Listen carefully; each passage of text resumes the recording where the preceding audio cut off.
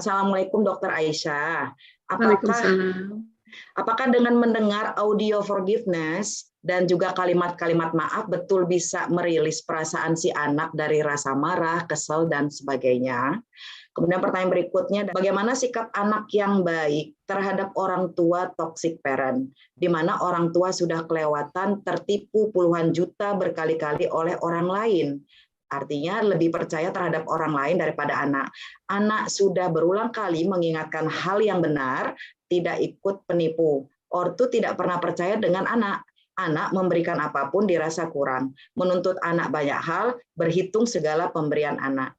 Dan yang pertanyaan yang terakhir, bagaimana tips memperbaiki karakter anak yang sebelumnya mendapatkan didikan dan pola yang kurang tepat, supaya pola asuh yang sebelumnya itu tidak berpengaruh buruk pada perkembangan karakter, psikologis, dan masa depan anak nantinya. Forgiveness, ya, memaafkan ya. Kelihatannya mudah ya. Bunda minta maaf ya nak, misalnya gitu ya. Aku minta maaf, Bunda maafkan engkau ya nak. Kelihatannya mudah ya. Tapi itu dahsyat yang terjadi di otak, itu nggak main-main kata memaafkan. Nggak main-main. Iya.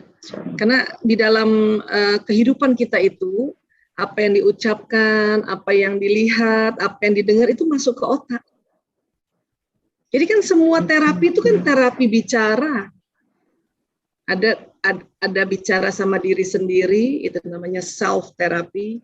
Ada bicara sama orang lain untuk orang lain membantu memetakan, itu juga bicara. Ya. Nah, Islam mengajarkan semuanya. Sholat itu kan bicara sendiri kan. Kalau di dalam ceritanya nih, di dalam kita lagi individu, ya Allahu Akbar. Mulai dari Allahu Akbar, doa iftitah, masuk Al-Fatihah, dan seterusnya, itu kan namanya self-talk. Tapi ya apa yang kita lafazkan itu, ya Allah sudah bikin satu sistem di otak, apa yang diucapkan tuh jalan. Ya, Allah perintahkan otak, ya, wahai otak itu ya hambaku sudah minta ampun tadi. Lafaznya di antara duduk dua sujud. Ya, ikatan di otak yang kuat itu ya kendorkan. Ya, Allah langsung perintahkan pada otak. Udah dibikin sistemnya. Udah dibuat sistemnya kayak gitu. Nah, yang nanti membedakan adalah ya ada orang sholat atau waktu minta maaf atau memaafkan dia sambil lalu saja. Ya, itu yang membedakan. Ada yang sungguh-sungguh. Itu nanti yang membedakan. Walaupun nanti sama kata maaf dan memaafkan itu maknanya bisa sama, tapi itu tadi ada yang sambil lalu, ada yang sungguh-sungguh. Apa yang nanti berbeda? Kalau sambil lalu, ya, nah Bunda minta maaf ya, sambil lalu gitu, itu kalimat itu belum jalan seluruhnya di dalam tubuh. Karena kalau baru bicara, itu baru otak kiri yang nyala, pesannya baru jalan di kanan. Bunda minta maaf ya, atau tadi misalnya kita sholat bismillahirrahmanirrahim, nah itu baru di kanan. Yang kiri belum, badan kiri kita ini belum dikasih informasi. Sehingga apa? Maka diperlukan kesungguhan. Tanda kesungguhan apa? Waktu memaafkan dan minta maaf, itu tadi perlu membayangkan kembali peristiwanya. Kenapa sih harus membayangkan? Karena membayangkan salah satu kerja otak kanan. Kanan ini kalau dia bekerja pesannya jalan di tubuh yang kiri. Jantung tuh di kiri, kolbu tuh di kiri soalnya. Juga sholat, kalau waktu kita sholat hanya sambil lalu, baru jalan di tubuh yang kanan karena ngomong kita kan di otak kiri. Itulah diminta sholat itu khusyuk, membayangkan kalimat itu jalan di badan agar dia pakai otak kanan kita nih nyala. Jalan di tubuh yang kiri, jantung ini nanti dibersihkan kan gitu. Karena nanti memori itu kalau kita bisa jelaskan mungkin lebih panjang waktunya, bukan hanya di otak sini, memori itu ada di jantung juga. Itulah bedanya yang sambil lalu sama sungguh-sungguh. Yang sungguh-sungguh kemudian diulang maafnya itu jauh lebih detail lagi. Itu salah satu makanya teknik forgiveness itu nggak cuma satu kali, 7 malam berturut-turut. masih juga rasanya belum bisa memaafkan, tambah 40 hari, 40 malam berturut-turut. Ya, biasanya 40 tuh udah, alhamdulillah itu. Ya, sudah lebih terlepas sambungan otak. Ya, jadi yang membedakan adalah kesungguhan. Karena ada pengaruhnya di otak pada saat kesungguhan itu. Ya, baik.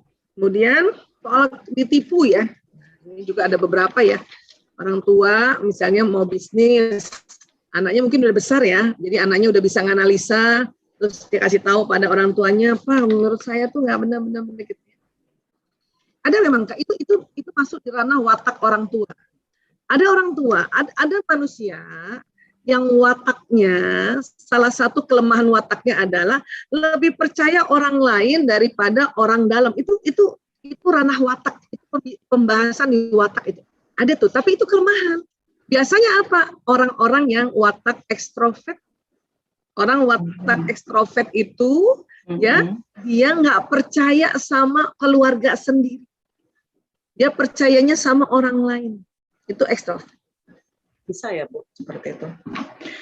Ya, itu watak itu. Jadi orang-orang, siapapun orang tua yang watak ekstrovert ini harus aware bahwa bentar dulu, masa kita percaya sama orang lain. Nah, itu caranya. Masa kita kan orang-orang dekat kita lebih dekat sama kita gitu. Nah, itulah dia perlu pemikiran lagi, pertimbangan lagi gitu. Ya.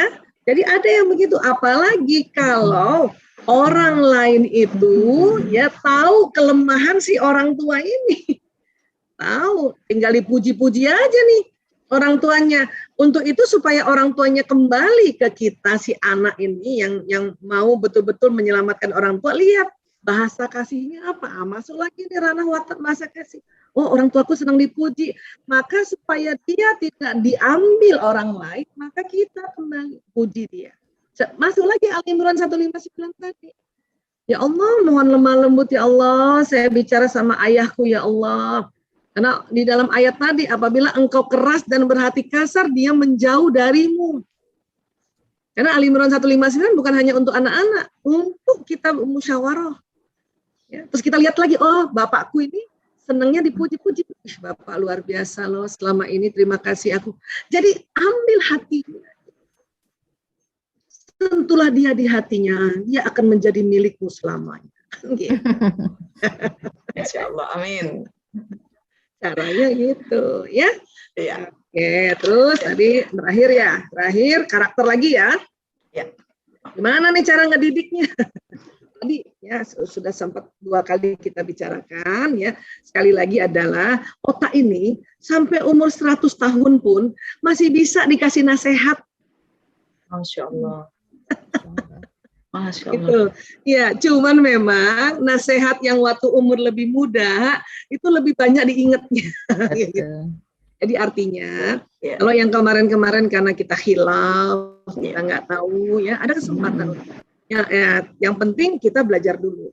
Kadang gini, kita sebagai orang tua mau nasihatin anak, kita belum belajar malah jadi over, akhirnya jadi hyper parenting lagi ya namanya. Hyper kan over itu dari over.